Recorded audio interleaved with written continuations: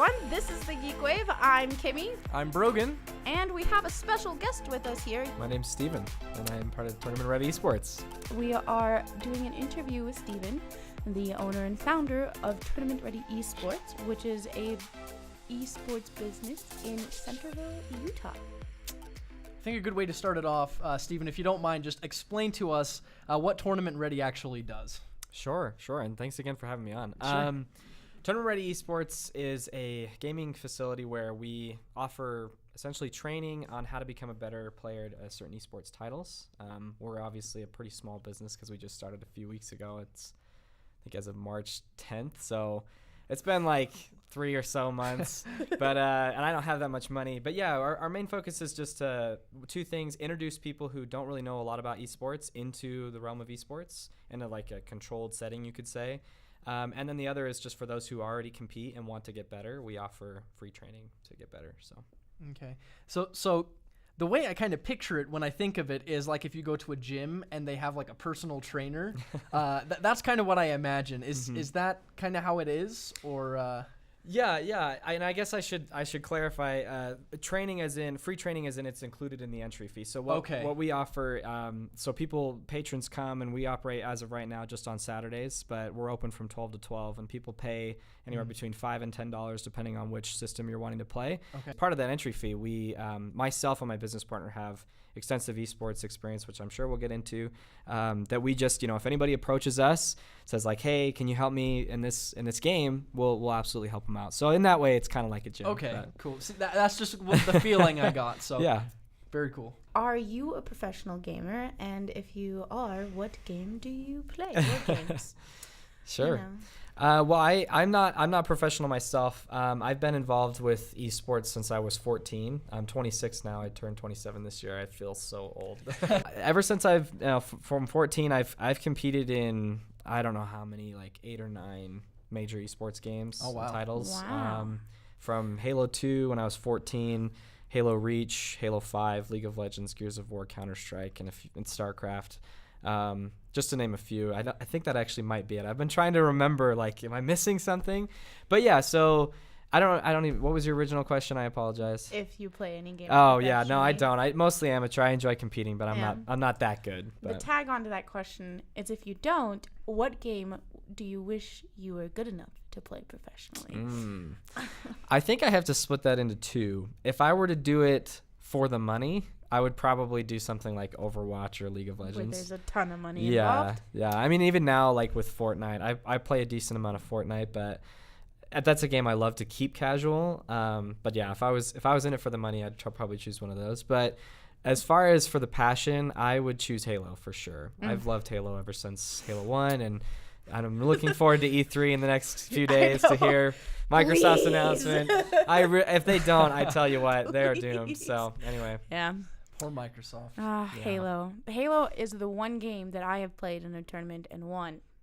And really? That's awesome. It was not that great of a tournament. So hey, that does not speak anything to my skill.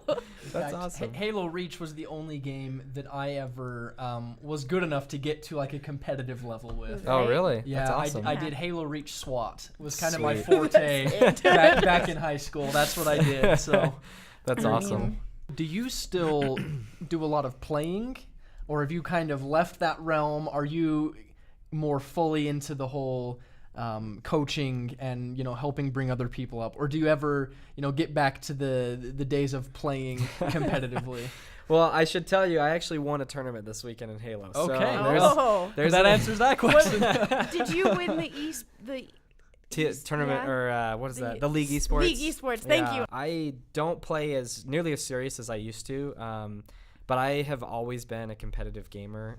I enjoy like a story game here and there a lot, but in between playing with friends and wanting to be better than those friends, I've always stuck with just multiplayer games that had a pretty good either learning curve or skill gap in some way.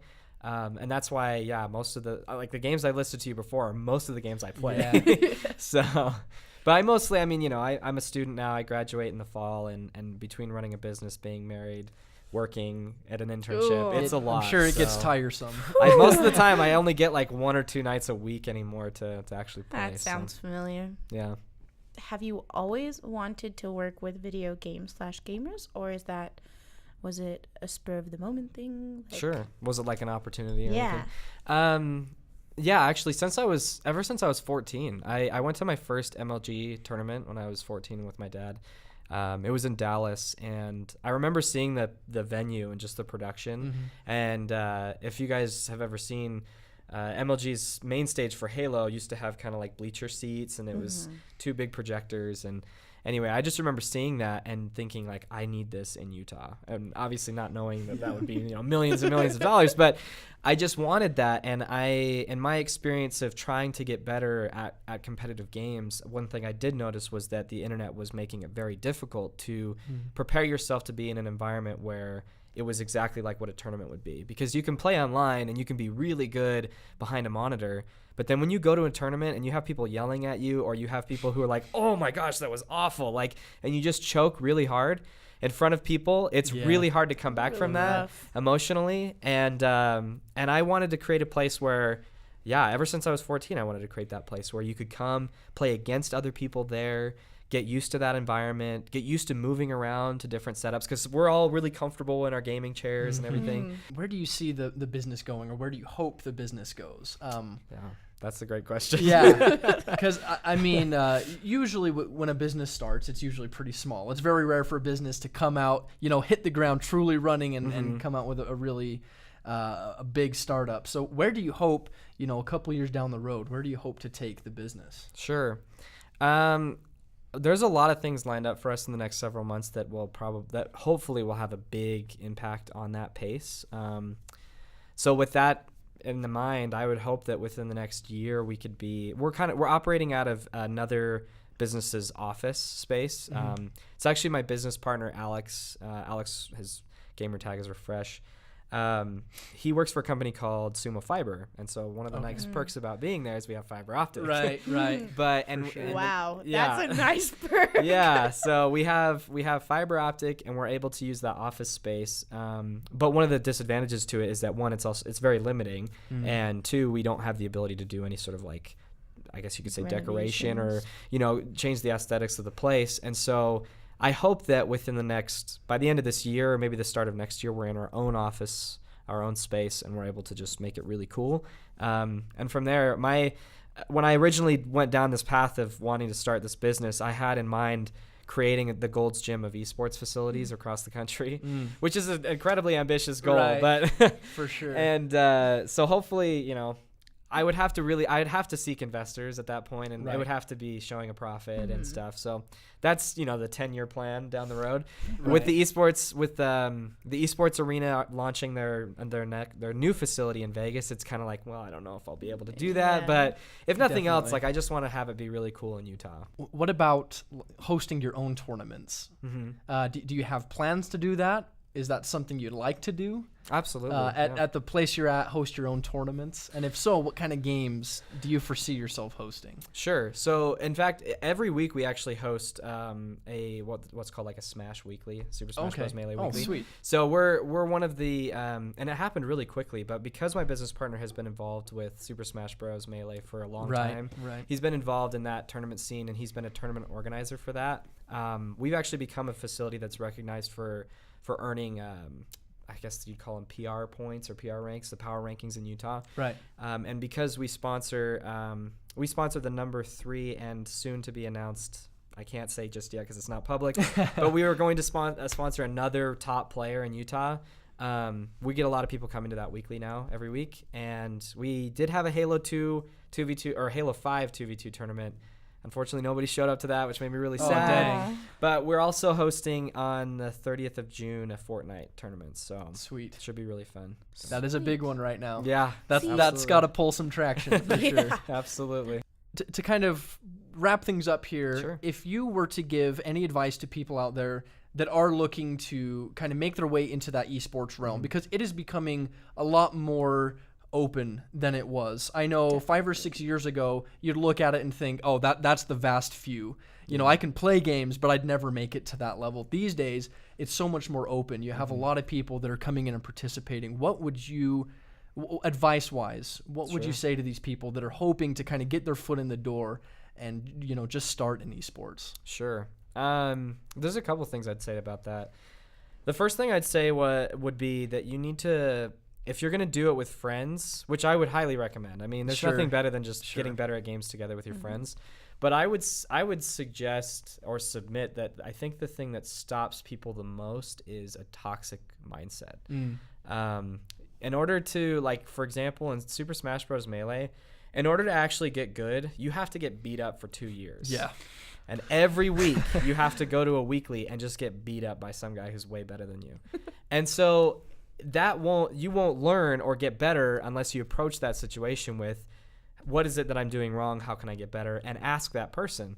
And so a lot of times now I find that when people are wanting to get better, the first thing they do is when they die or lose is they blame somebody else. And they don't think, what is it that I can do to get better? So my suggestion would be, I mean, I truly believe that anybody can become a pro at whatever game they choose to do or to play. You just have to love that game because it will take a long time. And you have to have a good mindset. You have to approach it with getting better. And that's what's helped me in my experience. But that would be probably the number one suggestion I would give. And you've certainly got the place for that.